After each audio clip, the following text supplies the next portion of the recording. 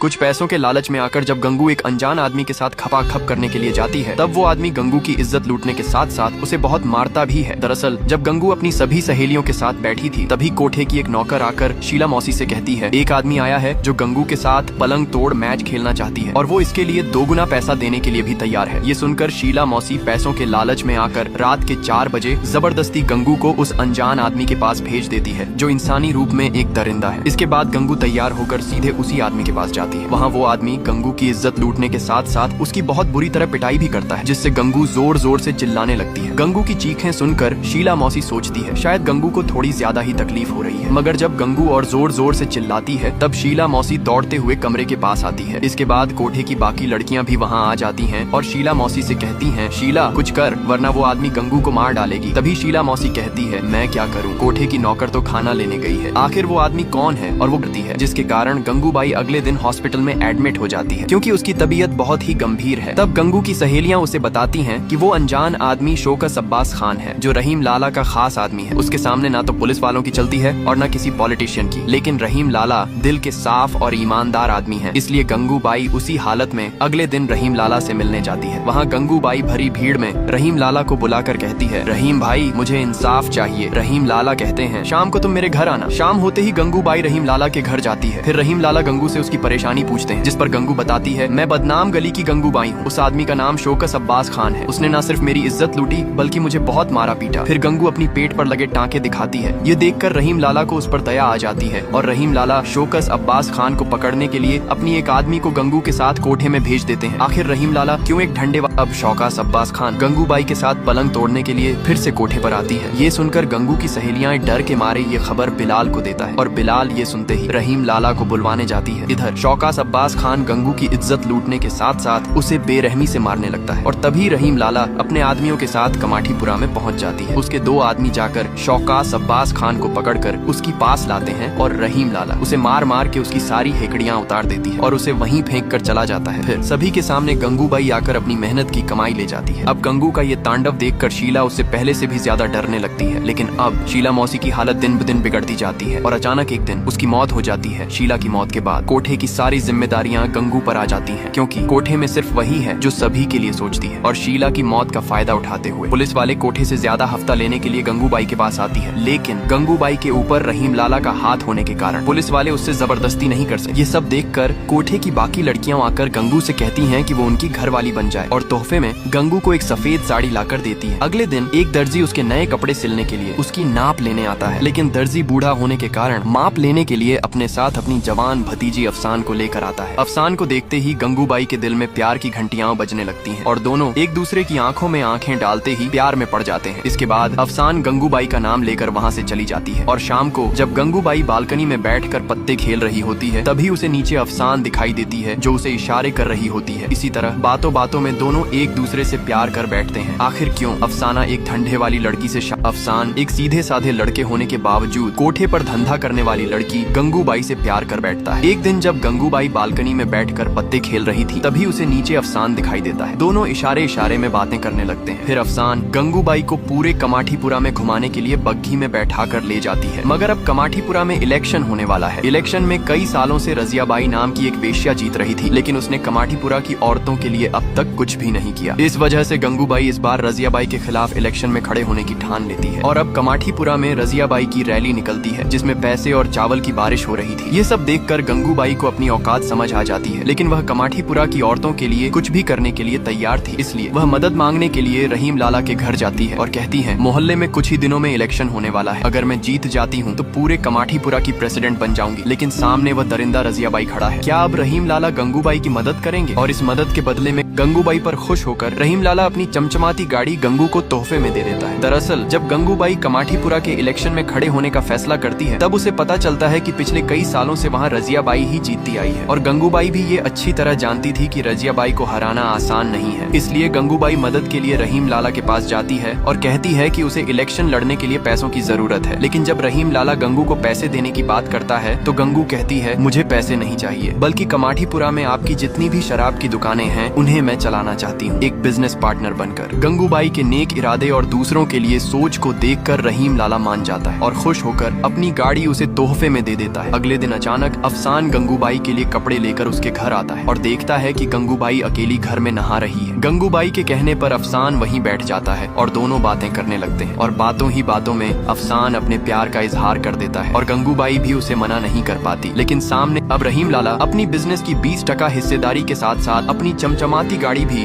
गंगू को तोहफे में देता है। फिर अगले दिन जब गंगू नहा रही थी तब अफसान वहाँ आकर बातों ही बातों में अपने प्यार का इजहार करता है, जिस पर गंगू मना नहीं कर पाती। और अगले दिन गंगू अफसान को लेकर पूरे शहर की सैर कराती है और रात में जब गंगूबाई फूल टल्ली होकर कोठे में पहुँचती है तब वहाँ उसे रजियाबाई के आदमी मिलते हैं जो उसे रजियाबाई के खिलाफ खड़े होने की वजह से धमकी देने लगते हैं, मगर वह गंगू की इलाका होने के कारण गंगू उन्हें मारकर भगा देती है। अगले दिन जब गंगू कोठे में आराम कर रही थी तभी अचानक कोठे में पुलिस की रेड पड़ जाती है। पुलिस को खबर मिली थी कि गंगू अब कोठे में इज्जत के साथ साथ शराब भी बेचने लगी है, लेकिन गंगू पुलिस वालों को पैसे देकर मामला वहीं रफा दफा कर देती है। तभी एक दूसरे पुलिस वाले से गंगू को पता चलता है कि ये सब हरकतें रजियाबाई की हैं। पुलिस वाले कहते हैं अगर तुम रजियाबाई के आगे माफी मांग लो तो शायद वह तुम्हें माफ कर दे, लेकिन गंगू अपनी उसी अक्कड़ में रहती है और झुकने को तैयार नहीं होती। फिर एक दिन जब गंगू एक रेस्टोरेंट में खाना खा रही होती है तभी वहाँ रजियाबाई आ जाती है और गंगू को सामने से धमकाने लगती है। वह गंगूबाई को धमकाते हुए कहती है जिस गली की तू वास्ता बनना चाहती है उस गली की हर एक पत्थर के नीचे मैंने तेरे जैसी कईयों को दफनाया है और तू मुझे तेवर दिखा रही है। ये सुनकर गंगू कहती है मैं तुम्हें तेवर नहीं बल्कि दिन में तारे दिखाऊंगी। ये सुनकर रजियाबाई और भी भड़क जाती है और जाते जाते वह गंगूबाई के खाने में पानी डालकर उसका खाना खराब कर देती है और कहती है कल कमाठीपुरा में मेरी भाषण सुनने जरूर आना। ये सुनते ही गंगूबाई रहीम लाला की मदद से रात को कमाठीपुरा में एक बड़ी स्क्रीन लगा देती है। इस कारण लोग रजियाबाई का भाषण सुनने के बजाय मोहल्ले में सिनेमा देखने लगते हैं। इधर गंगूबाई रजियाबाई को जलाने के लिए अकेले ही उसकी भाषण सुनने जाती है और गंगूबाई को देखते ही रजिया और भी गुस्सा हो जाती है। तब गंगू कहती है अपनी कुर्सी बांध ले रजिया, क्योंकि अब से कमाठीपुरा में सिर्फ मेरी रात चलेगी। इस पर रजिया कहती है कोठे में डोले लाना और रजिया को हराना दोनों नामुमकिन है। अगले दिन जब गंगू छत पर होती है तो उसे एक छोटी सी लड़की पिंजरे में बंधी दिखाई। पिंजरे में बंधी इस लड़की के पास जब गंगू जाती है तब उसे पता चलता है कि वो उसकी सहेली की बेटी रोशनी है। गंगू के पूछने पर रोशनी की माँ बताती है हर रात यहाँ दुनिया भर के लोग आते हैं, अगर किसी ने इसे देख लिया तो हमारी तरह इसे भी नोच लेंगे। वो ये भी कहती है अगर इसका नसीब अच्छा रहा तो इसकी शादी होगी, वरना मैं ही इसे मार दूंगी, फिर भी इसे कोठे पर नहीं बैठाऊंगी। गंगू को इस छोटी सी लड़की पर दया आ जाती है। वो रोशनी का रिश्ता लेकर अपनी प्रेमिका अफसान के घर जाती है, मगर अफसान को ये रिश्ता मंजूर नहीं है क्योंकि अब वो गंगू से बेइंतहा मोहब्बत करने लगी थी और ये गंगू ने ही शुरू की थी। लेकिन अब गंगू खुद को अफसान के लायक नहीं समझती। वो चाहती है कि अफसान और रोशनी की शादी हो ताकि रोशनी की जिंदगी संवर जाए, लेकिन अफसान के घर वाले इस रिश्ते से इनकार कर देते हैं क्योंकि रोशनी की माँ एक कोठे वाली है। ये देखकर गंगू पैसे से भरी शगुन की थाली लेकर जाने लगती है और अफसान की माँ पैसों के लालच में आकर मान जाती है और शादी के लिए हाँ कर देती है। फिर पहली बार कमाठीपुरा में शादी की शहनाई बजती है और गंगूबाई भी इलेक्शन में जीत जाती है।